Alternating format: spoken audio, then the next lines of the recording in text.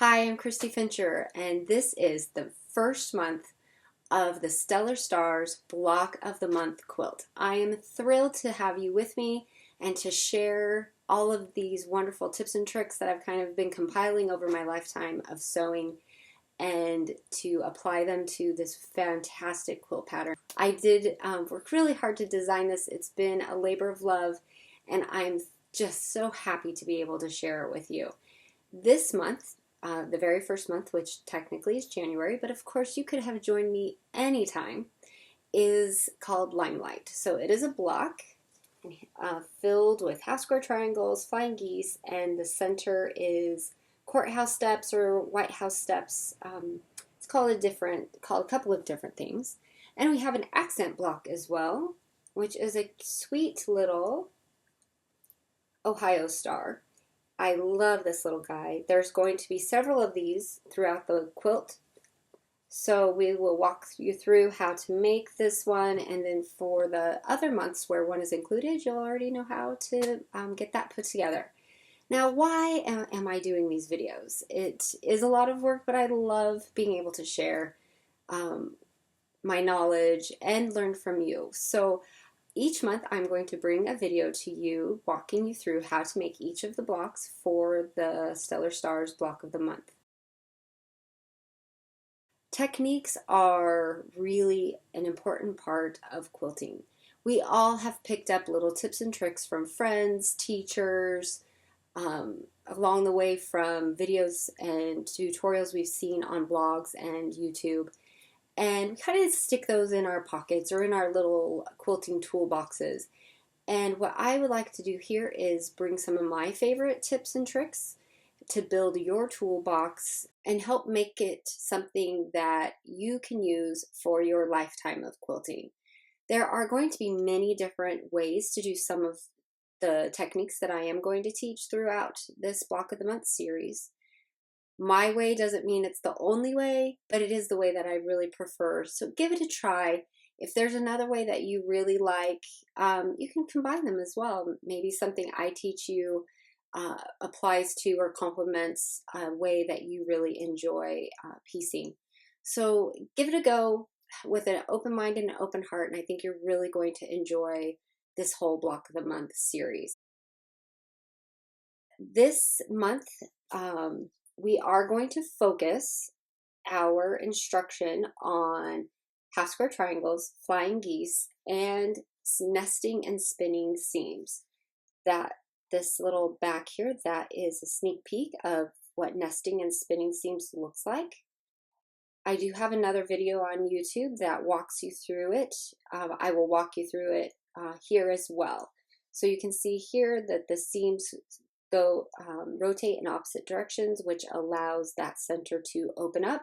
I'll walk you through how that is done, and I think you'll really enjoy the process. I'll also take you through precise piecing techniques using glue basting and cutting with specialized rulers, including the Franz and Porter half and quarter square ruler, and some other ways that I help to ensure that my cuts are just as accurate as possible. Perfection is a myth, but when we can make something that we're just really happy with, then I think every little tip and trick, every couple of minutes spent on preparation and techniques is completely worth it. So let's go ahead and get started. I'm thrilled that you're here with me and that I get to have you give me feedback and I can give you support. We're together on the Facebook group. You can also reach me on email if you ever have any questions or just need some encouragement or are just wondering what's coming up next. You can also find out more information in the welcome PDF that you received via email, and that will give you some more information, and that will be updated monthly to include each of the patterns. So let's go ahead and get started, and happy sewing.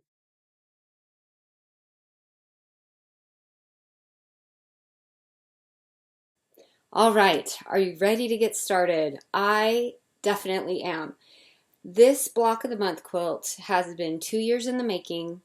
I'm really, really excited to share it with you and finally get to making videos again and sharing what I love about quilting and everything I love about sewing, and being able to do that with you monthly is going to be a lot of fun.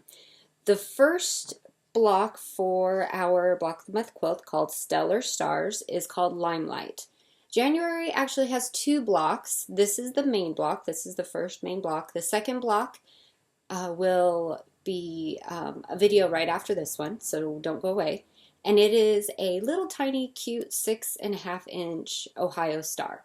So nothing completely out of the ordinary, but I am going to show you some piecing techniques that will help make putting it together, especially on a smaller scale, a little bit easier, more efficient, and a lot of fun. Let's go ahead and go over what I have here. Sorry, my hands will be here, but it's just me in my house, and I make the videos by myself, and so I'm a one-camera kind of gal. First of all, the fabric. These are the fabrics for January that are a part of the fabric bundle. There's a fabric bundle that you can purchase monthly as a monthly club, and then there's also the fabric bundle as a part of the Blast Off Club, which also includes these gorgeous threads. So the fabrics are all hand-dyed by my mom, the amazing quilter Sharon Chamber. They are gorgeous. They feel fabulous. They've been washed and washed and washed and washed and washed and washed to prevent any bleeding. Of course, you're welcome to pre-wash them at home in your favorite regular laundry detergent. We use Tide a lot. Synthropol is a really great textile detergent. You can use that also. It helps pull out any dyes and impurities that might be in the fabrics. I like using the Synthropol for other fabrics like prints and other solids. So I don't have a bottle of it here, but I'll link in the video, or maybe pop up a little picture down here in the corner to show you what the bottle of Synthropol looks like. I do carry it in my store. And a note about the fabric bundle: it does come with 1 fat quarter of white. It's Snow by Art Gallery Fabrics. This has not been pre-washed. So as a good rule of thumb, anytime you're using store-bought, manufactured fabrics, prints or solids, along with hand dyes almost always, if not 100% of the time, are washed many, many times just to get all that dye out. So it's good rule of thumb to wash any fabrics that you are going to use along with your hand dyes. So go ahead and throw your white into the washer before getting started on your block. I know how hard that can be. I'm an impulsive quilter, and I love to just cut up my fabrics and start sewing. But in this case, it is really important that it does get pre-washed. Don't worry if you don't have the right, finger quotes, the right detergents. Your regular Tide will work just fine. I know I keep saying Tide, but that's what I use. That doesn't mean it's the only thing out there. But something that's just, regular old detergent. The other part of that Blast Off club are the threads. They are silk threads, and they're amazing. I love them so very much. And I'm included several different types for machine work and handwork. Surfine is my favorite for piecing, and I will actually be using, the white is not included in the thread set. It is included in the piecing set, so that is separate. This Surfine here, it is number 2499. I use it in the piecing. I also use the white. It's really up to you which one you want to use, and when I get to the piecing, I'll talk more about that. Also included is the company is called Auvert à Soie, soie meaning silk in French. I took French for like 3 years in high school and college, but apparently I still can't speak it. So Auvert à Soie, this is the 103. So it's just another type. It's great for machine and hand work. It's a single strand. This is a spun thread, which means they get all the little bits and pieces of silk left over and they spin it together. The surfine is a filament, so it comes directly from the silkworm. So it's just it has a different look and a different feel. The surfine is finer, just like your regular threads, cottons that have different weights, so do these. So the surfine is more along the lines of say a 60 to 80 weight cotton, and the 103 is about a 50 to 40. Also included is my favorite perlé, which is comparable to a cotton pearl. There's 2 spools of that and a floss. This is a 6-strand floss on a spool, which is fabulous. And then this last one is another spool of the 103. This little guy here, and you'll get a lot more, this is just my little sample. This is a 7-strand floss. The difference between these two, like the surfine and the 103, this one, the one that is on the spool, the Soie de Paris, is a filament. Yes, filament. And this one here, which is called Dalgé, is spun. So it can have a little bit of a more organic look. I call it fuzzy, but I mean that in the most wonderful, kind possible way, where this one is a little more slick. So those are the threads in this thread set. Every month we'll have a collection of threads that go along with the fabrics. They may or may not match exactly, but I think you're going to love them. And then my mom, Sharon Shamber, is going to design some hand embroidery / quilting designs that you can work by hand, or you can use them for quilting guides, machine quilting guides or markings. So those will be coming soon. Things I will be using are the Stellar Stars tool set. Toolkit is what I call it in the shop. So that includes my microfine glue tips. Comes in a package of 2. And we will be using all of these items for the first block. The rest of the blocks, some of them will be used, some of them won't. It just depends on the techniques. But this specific block does use all of them. And the washable Elmer's school glue. The glue is not included in the set. The Flying Geese block lock ruler is one of my favorites. This one is 2 inches by 4 inches. 4.5-inch block lock half square triangle ruler. And the Fons and Porter 1/2 and 1/4 square ruler. This is for cutting. These 2 are for trimming. So we'll be using this to cut our units for the half square triangles and 1/4 square triangles. I really enjoy using this ruler to get the separate little 90-degree triangles cut. There are lots of ways to make half square triangles. There are a lot of ways to make flying geese. By no means is what I'm going to teach the only way, but it is one way that I really enjoy. I like the way that my finished pieces look. I also like the flexibility that I get because with the fabric placement, which you'll see in a little bit. So I will include on the pattern alternative cutting instructions if you like to do half square triangles in a different way. So I will include that on there for you. So let's go ahead and get started with our fabric preparation. Make sure I didn't forget to tell you anything super important. Oh, let me run over this pattern really quick. This is a rough draft. I am almost finished with the pattern. It'll look a heck of a lot like this right here.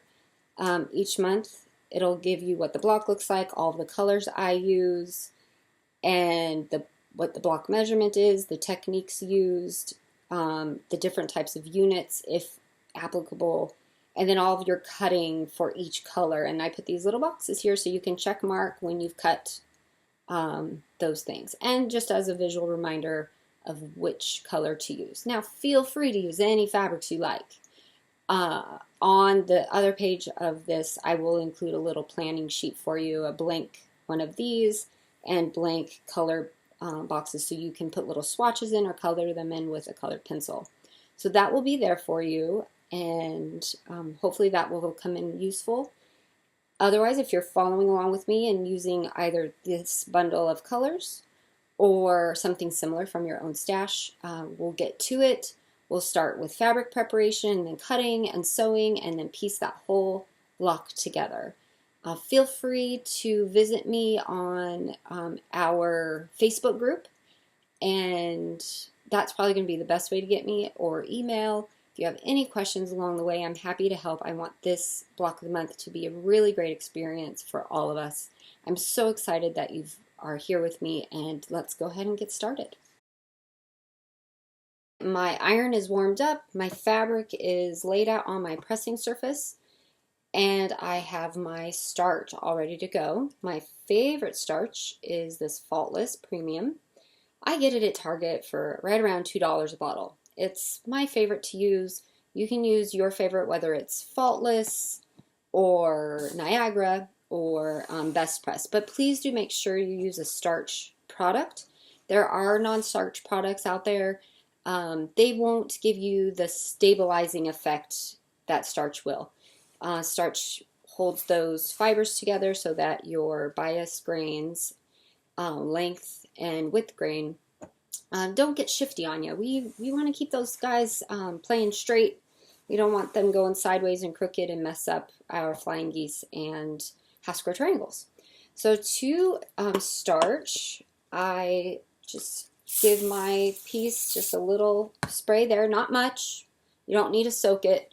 You can either let it sit for a little bit and let it soak in, or just flip it over like I do.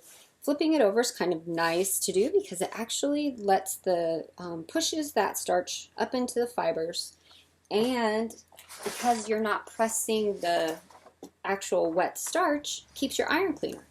So go ahead and give your piece a press. So we moved on down to the other side. Repeat this once or twice on each side. It's your preference. I like cutting fabric that's been starched. It's so much easier than cutting fabric that hasn't. Think of it like the difference between cutting tissue paper and printer paper. With your scissors, that tissue paper is going to get chunky. Having starched fabric is a little bit like that. So give it another quick run through. So let me tell you a little bit about my pressing surface while I'm on my last little go.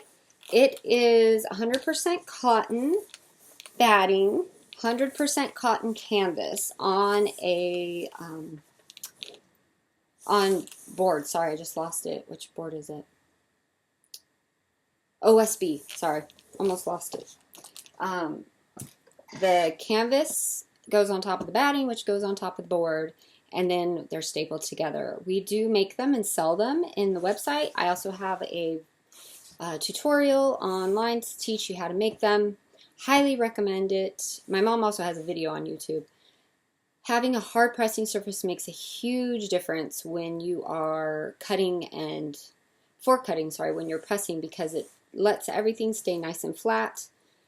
The reason I make it, oh, and no shifting, no winging out. You shouldn't be able to press too much into that. See, if you can press into your pressing board and there's a lot of give, it's too soft. The reason it's cotton batting and cotton canvas is having those natural fibers will pull the heat in and make a really nice crease. We're having heat repellent products like Insulbright, or those boards that are silvery on top, will reflect the heat out. They'll probably work fine, but if you feel like you ever are pressing a little bit extra in order to get a nice crease, it's usually because that heat's being reflected out rather than pulled in. Okay, so let's go ahead and get started on cutting. So on the cutting list, you'll notice that we need a couple strips of 2.5 inch length. I have on the paper, and I'll indicate it in the pattern, WOF versus LOF. WOF is the width, so that would be from the selvage, which is here, where you usually have little dots or the writing is on a print, toward the other selvage. For me, this is a fat quarter, so this is be the center. And you can tell if you're not ever sure if the grain is the length versus the width. So again, the width goes from selvage to selvage. If you do a little stretch test, the width grain always has a little bit more stretch. So, I'm not sure if you can see it real well, but there'll be a little bit more give. The length grain runs parallel to the selvage, and it has much less stretch, if any at all. So you can see there's less stretch. I indicate on the pattern to either cut length or width depending on what it is we're cutting. If a piece needs to be longer than it is wide, then I will often suggest cutting length of the fabric. So that way you can maximize the non-stretchiness of that. That way pieces aren't going to distort. You're not going to get as much rippling along your seams, and it makes a stronger quilt. So, but most of the time, especially when pieces are symmetrical squares, you can cut the length, which will help maximize your square inches of your actual piece. So let's go ahead and get started with that first cut. I'm going to cut fold this in half, mostly for your viewing pleasure, because you can't see me cut a whole entire piece in the length with my camera. But at home, if you feel like you can get a better cut, cutting your entire length of your fat quarter, feel free to do that. So I'm going to use my Creative Grids ruler. I love these. I am not affiliated, although, you know, if the opportunity ever arose, I wouldn't be against it. But I love these rulers because they have a little grippy on the back. Alex Anderson has some new rulers out that don't. They have a yellow, light yellow film type stuff on the back, and they don't move at all, which are great, except for having to readjust minutely. So, but I really like those as well. They're a great option. All right, I've got my ruler and my cutter, and I'm going to true up this edge. You can true it up as close to the edge as you like. I'm going to true it up. And what I did here, just so I can walk you through it, down here where my fold is where I am aligning my ruler. So I am choosing not the solid lines, but the longer mid-measurement lines, because then I can make sure that fold is going right through the middle of those lines rather than not being unsure if it is really aligned through that solid black line. So then I'm going to flip it over, and I'm going to cut my 2.5 inch piece from the other side. Now I'm right-handed. If you are one of my left-handed friends, this is going to just be done the opposite for you. So your trued up will happen this way. You'll true it up and you'll cut with your left hand, and then you'll flip it over to the other side to do your 2.5 inch strip. So from this side, and you'll probably notice when I'm going to point it out, I don't really use the lines on my mat for cuts that are smaller than my ruler is. I just use the measurements on the ruler to help me get everything lined up. But do make sure you're using the measurement side that you like. This is the half. On these rulers, the black means a half inch measurements. So I'm going to flip it around because I like the other side better. So I'm going to align that trued up edge right smack through the middle of that 2.5 inch mark. This is one of my precise cutting tips. If you cover up the line with your fabric completely, then your piece might be slightly too big. If you uncover those lines completely so that they're off of the edge of the fabric, then your piece will be a little bit too small. Because basically there's 3 ways to align on a line or cut on a line: to the left, down the middle, and to the right. In most cases here, we're going to go just straight down the middle. So right down the middle and aligning that fold down there as well. I'm going to cut my 2.5 inch strip. And when I look at my piece here, I actually need 2 for sure, possibly 3. So I'm going to go ahead and cut 2 now. So I scooch that one over just a tad, realign that, get the fold lined up as well. And if it ever goes off down here, you notice that when you align the fold, this goes off. Just true up the edge again. don't worry about trying to make it right. Just true it up and it'll be right. That's much less of a headache than trying to figure out what went wrong. Because fabric can be finicky. Okay, so that's 2. We'll just do 3 for good measure because I'm probably going to need it on another block if I do have any extra left over. And I'm going to set this scrap aside. All right, keep my ruler closed when I don't need it. Now, the next piece, just put these right out of the way. And I'm going to go ahead and cut that first one. The first cut are the 2.5-inch strips. So let me go ahead and cut squares. You need 8 of those. So again, true up this edge here. Align at the top. I like to align it for this ruler. I really love that 1/4 inch mark. Simply because it is a dashed line that runs all the way through and I can make sure it is aligned correctly rather than worrying about it getting perfectly aligned up here. I just really like using that. You don't have to, but I like to. All right, so I'm going to tree that up, flip it around, and now subcut those 2.5-inch squares. And you'll need 8 total. So I'll do 4 cuts since we've got 2 aligned here. 2 stacked. Sometimes I can't do 2 cognitive things at once. Now once I am cutting the squares, I do align it at the top and bottom because I want the 2.5-inch marks. This corner here is what's important, not really what's going on up here, because if I did my job, this is good. But I want to make sure it aligns properly here. All right, 1 more cut should do it.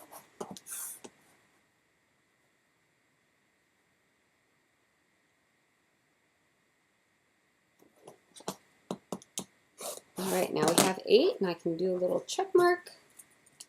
I have my list over here. I'll put it right here so you can see me check mark it.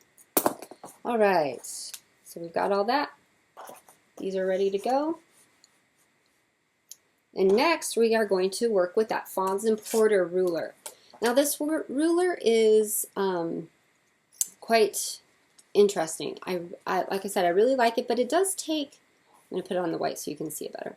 It does take a little practice to just kind of adjust to, mostly because it has 2 separate sides. This side here with the yellow is the half square triangle side, and it gives you 2 different measurements. You get a measurement for strip width, which are along the edge, and you get the measurements in these little circles, and that is your finished size of half square triangle. For example, if you want a 1-inch finished half square triangle, you're going to cut strips that are 1.5 inches. If you want 1.5-inch half square triangles, you'll be cutting 2.5 inch. For 2-inch half square triangles, you'll need 2.5-inch strips. Now, these are finished measurements. They are not the unfinished with the seam allowance. But you know what? It's always better to cut bigger than smaller. So it's almost better to go this way than do it wrong the other way. Because I've done it. I only stress this because I've done it and made them much bigger. But you know what? It's so much easier to trim fabric than to try and sew it back on or reweave it or grow fabric. You can't do any of those things. But you can trim it if it's too big. On the other side are the 1/4 square triangles. Now, I use this edge for flying geese as well, because the geese part, or the portion here, here's your flying geese. This piece, the geese, this out here is the sky. This portion is what you would use for a 1/4 square triangle. If you have 4 of these, one here, here, and here, there's your 1/4 square triangle. So while Fons and Porter does make a flying geese version of this ruler, I feel I can get both uses out of the one, so I don't feel like I need to have 2 separate rulers, knowing that 1/4 square triangle units are pretty much the same as the flying geese unit, or geese portion of it. So up here at the top for that, we have the same thing going on. The strip widths are along the diagonal, along this edge with the black, and then what size you're making is here in the yellow circles. I will indicate on all the supply lists what size strips to make so you don't have to worry about making the calculations. But if you use this ruler on your own at home, it's really important to know what all this means. So for us, we will be making 4.5 inch by 2.5 inch flying geese, which end up finished at 4 by 2, 2 by 4. Because that geese part would also have made a 4.5 inch unfinished quarter square triangle, we can use that same measurement. So over here, so again, remember we take off that seam allowance to find the right measurement, but if you forget, it's okay to make it too big rather than too small. So 4 inches, and our strips are going to be 2.5. So convenient, all of our strips are going to be 2.5 for this block. I didn't plan it that way, but man, that makes it really convenient. So that's what this ruler is all about. I'll use that next strip I've got here, and we'll cut up those half square triangle portions for the white. Okay, so I'm going to leave it folded, and I'm going to use the half square triangle side. Now, I like to start on the left and keep the untrued edge on the left. It's up to you. If you are a left-handed, one of my left-handed friends, you probably are going to like doing it this way better. So kind of upside down, because you can do this, then that. My right-handed self and friends tend to go the opposite way. So what I'm doing here, let me get this right in the middle so you can see it really well. I am aligning the bottom edge of that strip to that number 2 measurement, that 2 inch measurement, because again, that 2 indicates the finished side size without a seam allowance. And then if all went well, the edge up here should just be right at the edge of that cut, that little yellow corner. Okay, so we're going to cut this and this. Now, if you have one of those rotating cutting mats, this is great to use that for. After you get that done, and for the half square triangles, we need 8. So when you have this like this, you turn the ruler around, and now the cuts get easier because you only have one side to trim. All right, there's 2, 4. Flip it around again. Get that off that white. My eyes were losing it. Okay, line it up again. There's 6. Flip this around again. Line it up. And 8. So we have 2, 4, 6, and 8. And next we have the other portion, the flying geese, the geese portion. And I'm going to go ahead and just leave this as a scrap. I could use it, but I'm going to keep it for something else. So what I'm going to do here is make those units for the flying geese using that quarter square triangle side. So I line it up at that 4 inch mark here, and then that little teeny corner will be cut off. And then go ahead and line that up. So we have 2.